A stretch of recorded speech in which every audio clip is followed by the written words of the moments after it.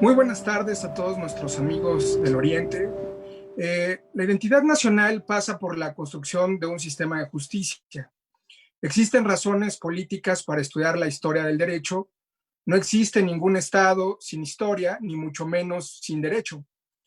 Hay quienes ven al sistema de justicia en México como un modelo perfectible. Hay quienes lo consideran un fracaso. Naturalmente, cuando se piensa en justicia, se le asocia a una sentencia dictada por un juez, absolviendo o condenando al enjuiciado. Sin embargo, para llegar a dicho fallo, se requiere del saber técnico que rige el complejo método jurídico de la prueba y del proceso. En ese sentido, pareciera que en México el sistema de justicia está anclado a la coyuntura, a la presión mediática o política y no necesariamente a la evidencia de la prueba. Un sistema ilusorio que se asocia a la corrupción y la legalidad. ¿Cómo salir de esta espiral? ¿Cuál es el camino? ¿Cómo construir un sistema transparente, eficaz y confiable? Para debatir este tema y llevarlo al siguiente nivel, me acompaña Alibet Zúñiga Olivos, licenciada en Derecho con especialidad en Derecho Constitucional por la Universidad Nacional Autónoma de México.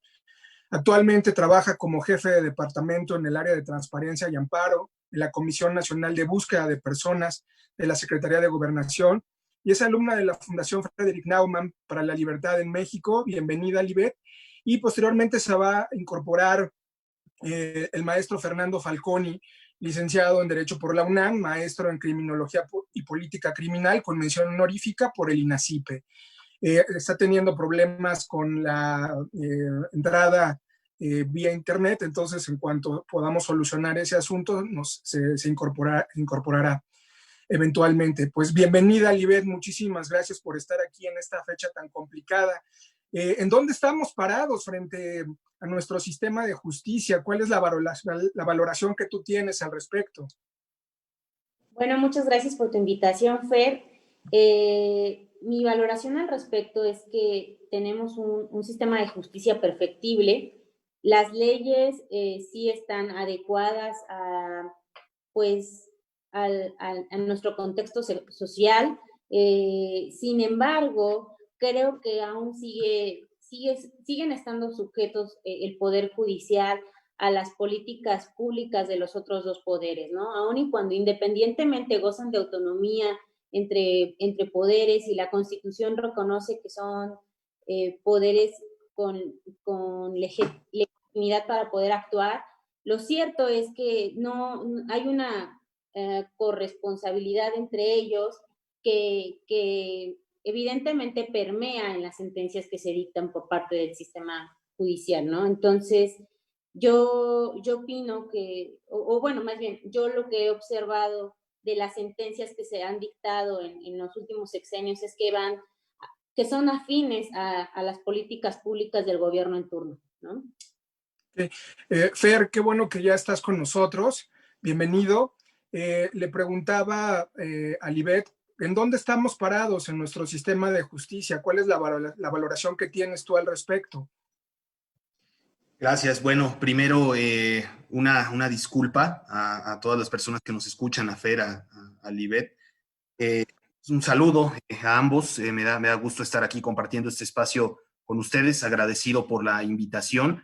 Y bueno, atendiendo a la pregunta, eh, la especificidad de un sistema de justicia tenemos que verla más allá de su finalidad declarada en la legislación y en todo el entramado jurídico constitucional que le da sentido, que le da existencia y que le da un fin para existir, un fin justificador. Eh, para poder ver esto, nosotros tenemos que mirar cuáles son los actores o factores que están determinando por qué la justicia hace lo que hace y no lo que debería de hacer. En este sentido, pues bueno, ¿no? Vemos que, o a través de trabajos, por ejemplo, de sociología jurídica, podemos ver cuáles son esos factores, ¿no? Tenemos un profundo entramado de presiones, por ejemplo, del mundo de lo mediático hacia los juzgadores, populismo punitivo, ¿por qué no? Pánico moral, etcétera. Y efectivamente, de lo último que alcancé a escuchar, pareciera que las sentencias van en consonancia con las políticas públicas del gobierno en turno. Y esto es así porque la independencia judicial es algo muy frágil, es algo que debe ser, pero que no necesariamente es.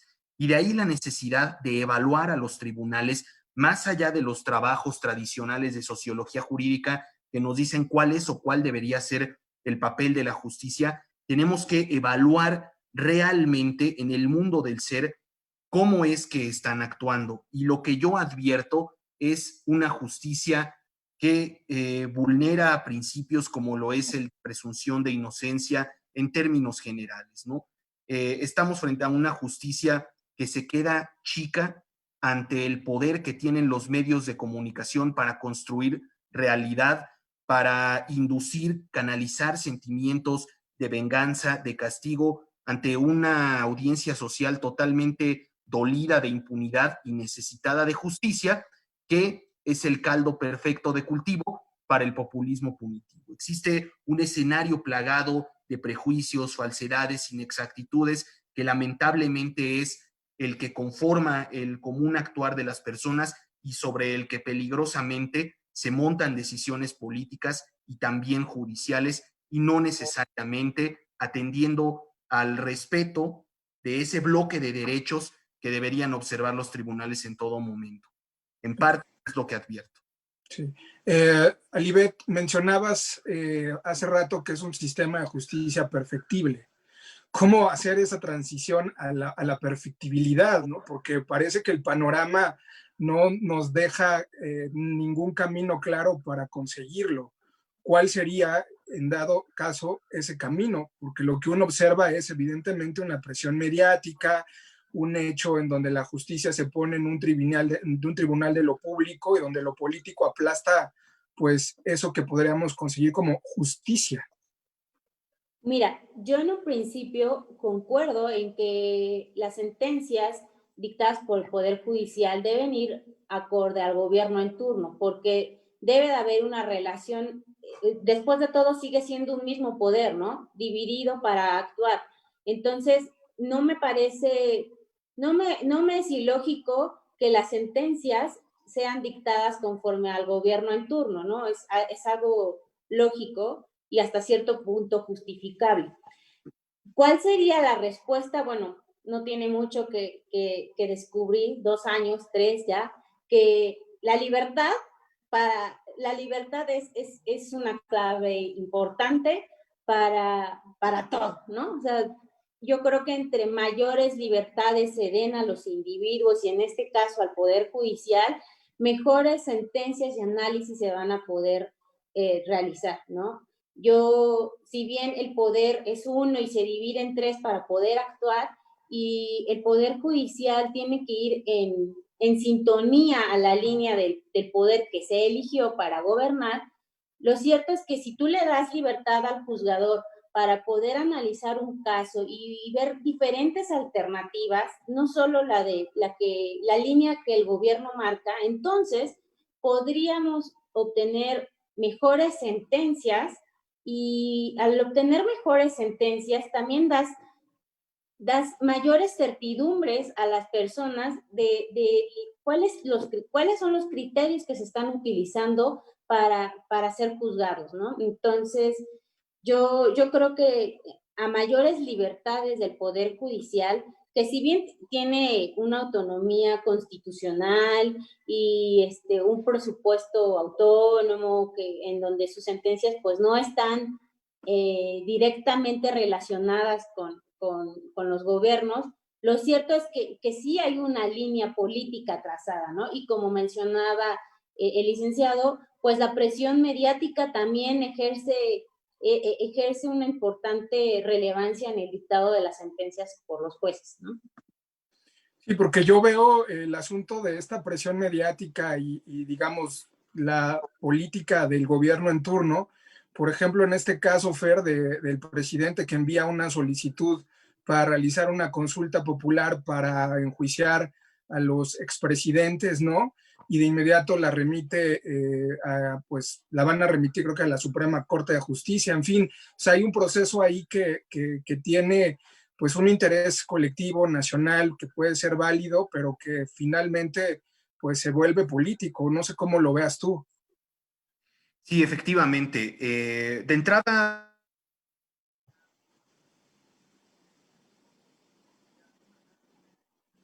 ¿Se ve parado? Creo que se congeló, ¿verdad? Ajá. Sí, a mí también Sí, se me... sí, sí, distinguir ambos mundos sí, ahí está. Creo que ya. ya. Bien, pues bueno, por una parte está, sí me, no Sí, sé sí, cómo, te escuchamos. ok. Por una parte está el procedimiento contemplado, ¿no? En la ley federal para la consulta, que bueno, como parte de ese procedimiento se le da intervención a la Suprema Corte de Justicia de la Nación para que se pronuncie en torno a la constitucionalidad de las preguntas que se van a realizar y atendiendo también a ciertos límites que esa propia legislación establece, ¿no? No se pueden hacer consultas en materia tributaria y lo principal aquí que se relaciona cuando esté de por medio la observancia, el respeto a derechos humanos. Y aquí es muy importante puntualizar que no se necesita de una consulta popular para que se activen las atribuciones del órgano investigador constitucionalmente previsto en el artículo 102, apartado A del Pacto Federal. De entrada, no se necesita de una consulta. Los expresidentes no tienen tampoco inmunidad constitucional, por lo que jurídicamente es un ejercicio absolutamente ocioso que nada tiene que ver con un requisito de procedibilidad, porque tranquilamente se pueden presentar hoy por hoy las denuncias ante la Fiscalía General de la República y ella, en el ejercicio de sus atribuciones, tendría que iniciar la carpeta de investigación correspondiente o abstenerse de investigar o realizar cualquiera de los actos que están circunscritos en su marco de actuaciones. Pero no es necesaria una consulta, jurídicamente no lo es. Vámonos al aspecto simbólico y a lo que a mí me resulta en este caso preocupante. Sí va a tener un peso simbólico, porque entonces aquí, si suponiendo sin conceder que la Suprema Corte declare la constitucionalidad de este ejercicio y entonces la consulta se lleve a cabo, y pongamos que entonces el resultado es sí que se juzgue a los expresidentes, pero ¿qué pasa si Fiscalía General de la República no encuentra datos de prueba suficiente para ello?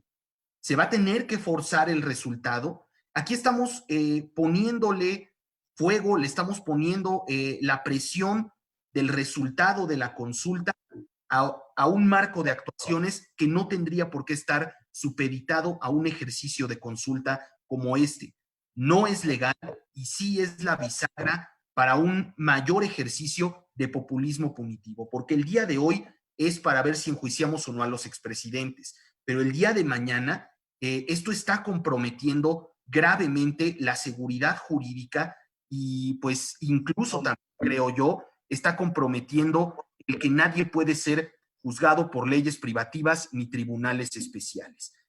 Si el resultado es que se enjuicia a los expresidentes, no tiene por qué ser basado en una consulta popular, sino en si existen o no los elementos suficientes después de que se cerró una investigación complementaria y se puede formular una acusación que nos lleve a una etapa de juicio, pero no por lo que dicte o no la mayoría, ¿de acuerdo? Hay una esfera de lo indecidible donde se están comprometiendo pues los derechos fundamentales de las personas que pueden en un momento dado caer en los engranajes del sistema de justicia penal y el día de mañana ya no va a ser si el anclaje empírico y científico de una investigación así lo permite, sino si la mayoría así lo decide, lo cual resulta grave en este sentido y pues yo advierto aquí también que pues esto persigue la finalidad o una finalidad muy clara de cara a las elecciones de 2021. Claro, Alibet, no sé si quieras comentar algo al respecto. No, yo coincido con Fer relacionado a que esto crea una incertidumbre jurídica pues para todos, ¿no? Porque ser juzgado conforme a la mayoría pues no parece un estado de derecho, ¿no? Entonces, más bien se está haciendo la simulación de que se hace justicia conforme a la buena voluntad de una persona y bueno, pues varios años de estas luchas por alcanzar los máximos derechos, pues se ven mermadas, ¿no? Porque la gente ignora que lo que hace fuerte a un Estado, pues es precisamente la objetividad y la certeza sobre las leyes, ¿no? Entonces, dejar esto a la buena voluntad de un político, pues debería de espantarnos y preocuparnos a todos, ¿no? A civiles, a abogados, y a las propias autoridades, que mañana también pueden ser sometidas a una elección así, y bueno, pues sin ninguna certidumbre, ¿no? A propósito de las luchas, Alibet, te pregunto, porque sé que es un tema que, pues, en el cual tú estás involucrada de una u otra manera. Una de las luchas ciudadanas muy fuertes fue el asunto de la desaparición forzada, ¿no? El asunto de este tipo de, pues, mecanismo en donde, pues, de pronto muchísimos jóvenes, mujeres de México, pues, dejaban de estar en el mundo y ya nadie podía localizarnos, ¿no? O sea, evidentemente había ahí una desaparición sistemática que quién sabe dónde estaba el cuerpo de esa persona, ¿no? Y una de esas luchas fue precisamente una bandera que tomó la izquierda y que finalmente pues, creo que se ha ido diluyendo. No sé cómo estamos en esa materia y si tú tengas medido el pulso al respecto. Para empezar, ¿qué sería una desaparición forzada y cómo ves el pulso de este tema? ¿Se está diluyendo? ¿Está todavía latente o no? Mira, es un tema muy relevante al que poco se le da la atención mediática porque, pues porque se desconoce el marco jurídico y obedece a ciertas razones, ¿no? En 2017 se expidió, a finales de 2017 se expidió una nueva ley que, que es la ley general, es una ley general, no es una ley federal, es una ley general, es decir, aplica tanto a la federación como a los estados y municipios. Es una ley general en materia de desaparición forzada de personas, desaparición cometida por particulares y del Sistema Nacional de Búsqueda de Personas. Esta nueva ley se expidió en noviembre de 2017, entonces es de reciente creación, por así decirlo, ¿no? Y esta nueva ley contempla un sistema integrado por varios agentes del Estado para hacerse cargo de las desapariciones. El concepto de las desapariciones ha ido cambiando conforme al tiempo porque en un principio las desapariciones forzadas fueron relevantes en México como consecuencia de la Guerra Fría. Digo, sí, de la Guerra Fría y después de la Guerra Sucia que sucedió en México por tratar de mermar estos movimientos comunistas porque pues México se alió dentro de la Guerra Fría se alió con Estados Unidos, entonces estos movimientos comunistas fueron reprendidos por el Estado mexicano y fue lo que tuvo como consecuencia las desapariciones forzadas por parte del Estado, ¿no? Entonces, ahí por eso la izquierda toma esta bandera de las desapariciones forzadas. Eso el siglo pasado. En este siglo se desarrollaron las desapariciones cometidas por particulares como consecuencia de una guerra contra el narcotráfico, ¿no? El crimen organizado comenzó a desaparecer a las personas, entonces ahora tenemos otro tipo de desapariciones en México, ¿no? Forzadas y cometidas por particulares. Lo cierto es que los únicos castigados pues son la ciudadanía mexicana y los únicos que se han hecho responsables de encontrar a los desaparecidos son los grupos de búsqueda, ¿no? Como te comento, la ley es de reciente creación, apenas se están dictando las leyes reglamentarias, se está poniendo en marcha todo el Sistema Nacional de Búsqueda, pero si el trabajo, si se ha hecho trabajo es gracias al trabajo de los grupos de búsqueda, de las personas interesadas en el tema y sobre todo de los familiares de las personas de quienes se buscan, ¿no? Porque en México, pues desafiamos las leyes de la física. Literal, en México las personas desaparecen, cosa que pues en la ley de la física no lo permite. Y bueno, es importante hacer una aclaración, ¿no? Una cosa es el concepto de persona desaparecida y otra muy diferente es el concepto de persona no localizada, ¿no? La ley general te explica que el concepto de persona desaparecida es aquella por la que se presume se ha cometido un delito en su contra, ¿no? Y por eso es que esté desaparecida. Cuando una persona desaparece en un principio no se sabe si fue una desaparición forzada o fue cometida por un particular o fue voluntariamente. Y el concepto de persona no localizada puede ser como consecuencia de desaparecer una persona voluntariamente, es decir, huir de su agresor o que simplemente sufrió un accidente, las familiares lo están buscando y bueno, pues no saben que se encuentra internado en algún hospital, ¿no? No ha sido víctima de ningún delito. Entonces, eh, existen estas dos conceptos de persona desaparecida y no localizada. Y bueno, esto es de lo que se encarga actualmente la Comisión Nacional de Búsqueda de Personas, ¿no? De encontrar a las personas que se encuentran desaparecidas. Okay. Quisiera ir rápidamente a comentarios del público. Elisa Muñiz, buenas tardes a todos. El Samuski, muy interesante, gracias por estar. Steffi Rangel, buenas tardes, saludos. Totalmente de acuerdo, maestro Fernando Falconi. No se necesita una consulta para juzgar a alguien que hizo algo fuera de la ley. Excelente programa, muchísimas gracias por sus comentarios. Y Fer, no sé si quieras agregar algo al respecto sobre este tema que, bueno, a mí lo que me preocupa es cómo se llega a normalizar todos estos actos, ¿no? O sea, cómo una persona puede desaparecer y no regresar a su casa y listo, o sea, no hay manera, o sea, ¿cuál es el camino a seguir? ¿Qué está pasando? ¿No? Me parece que es un tema importante, no sé si quieras comentar algo al respecto, Fer. Claro, sí, efectivamente es algo terrible, terrible, de verdad, escalofriante, y más lo es aún ver muchas veces la indolencia. No me estoy refiriendo en específico a este gobierno, sino de administraciones pasadas donde con justificaciones como aquellas que rondan en los temas de índole presupuestal, hasta cuestiones de barreras dentro del marco jurídico, pues se hace poco o nada, y al final, como comenta pues acertadamente Alibet, pues son los grupos de búsqueda quienes más impulsan pues estas luchas, ¿no? Es un país absolutamente golpeado por todo tipo de violencias, pero el incremento del crimen organizado y de su poder de fuego frente a pues intentos fallidos de control social formal, como lo ha sido el Kingpin Strategy, el tratar de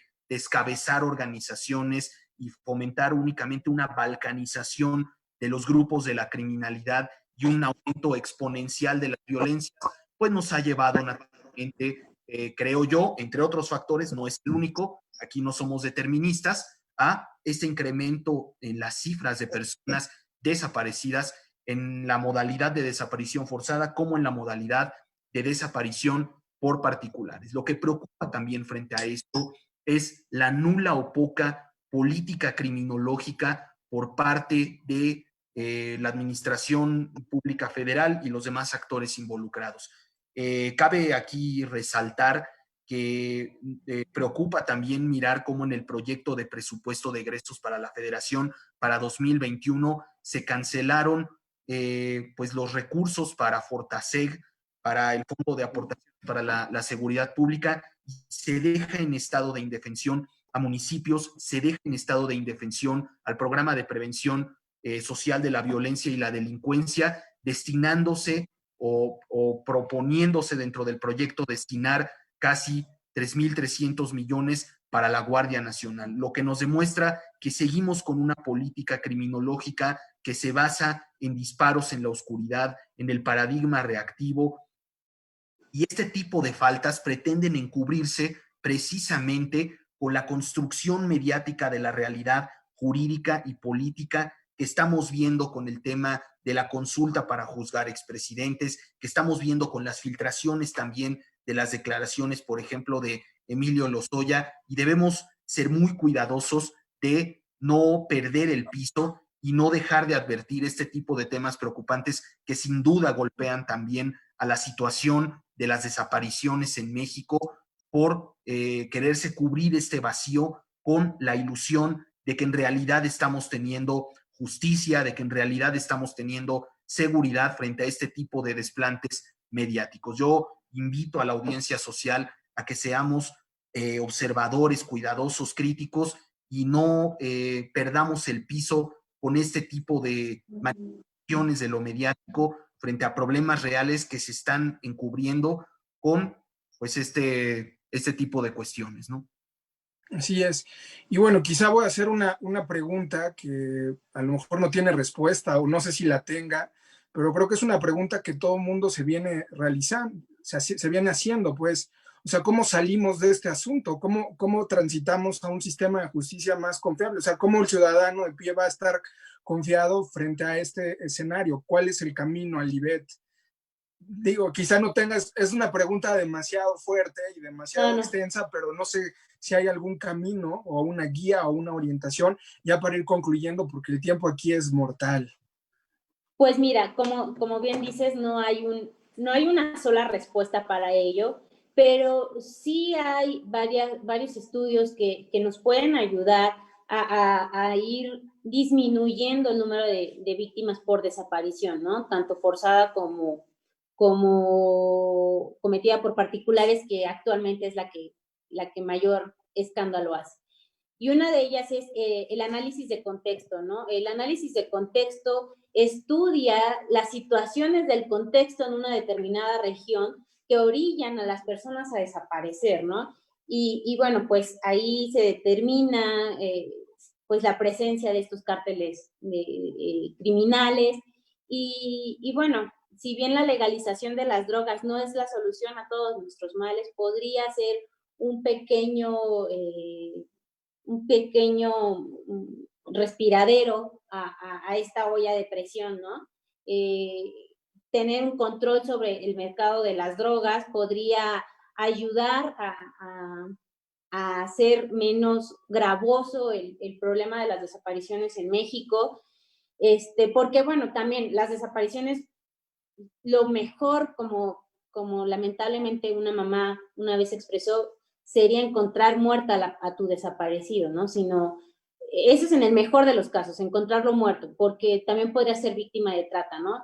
Y como nosotros sabemos, estos grupos criminales, al ser tan violentos, pues también pertenecen a este tipo de mercados. Entonces, yo creo, bueno, una de las alternativas sería la legalización del mercado de las drogas, ¿no? Como un paliativo a este problema. Gracias. Fer, para cerrar. Bien, pues sí, efectivamente lo que comenta Libet, vincularlo con un tema añejo de la política criminológica. Se trata de no desdeñar lo que de este lado, desde este campo, se le denomina como factores de riesgo. Factores de riesgo que posibilitan, relacionados o no, la emergencia de este tipo de fenómenos o su aumento. Atender esos factores de riesgo implica hacer una profunda revisión del estado actual de la criminalidad organizada, de su control y repensar y replantear prácticas para poder disminuir o atenuar esos factores de riesgo y con ello anticiparnos en la medida de lo posible a que este tipo de fenómenos acontezcan. Hay salida, pero definitivamente la salida no es más penas, más policías, más cárceles, y eso tratar de encubrirlo con este tipo de desplantes mediáticos que nos demuestran que de lo sublime a lo ridículo solamente hay un paso. Entonces, ese sería pues un comentario para pues abonar a esta discusión. Oigan, pues se nos acabó el tiempo. Quedaron algunos temas pendientes. Obviamente de la agenda nos va a dar bastante. Yo los exhorto y les hago la cordial invitación para que próximamente nos podamos reunir de nuevo para hablar de estos temas, ¿no? Que me parecen muy relevantes y que a veces pues es complicado llegarle o atorarle para entenderlos, porque son demasiados tecnicismos y ustedes lo exponen de una manera que me parece muy clara para nuestro público. Les agradezco muchísimo que hayan estado aquí con nosotros en este día tan complicado. Alibet, muchísimas gracias por estar. Espero que no sea la última vez que nos visitas. Fer, igualmente, muchísimas gracias. Y estamos en comunicación. Gracias. A toda la audiencia del Oriente les agradecemos su presencia y recuerden que nos vemos todos los miércoles a la 1:30 hablando sobre temas de la agenda pública, incluso hasta temas culturales, porque a veces no queremos atiborrarlos de cosas que pasan en materia política, sino también dar ciertos respiros y hablar incluso hasta de libros. En fin, nos vemos la siguiente semana a la 1:30. Un gusto estar con ustedes, queridos amigos. Nos vemos pronto. Bye. Muchas gracias, que estén muy bien, un gusto. Hasta luego. Hasta luego.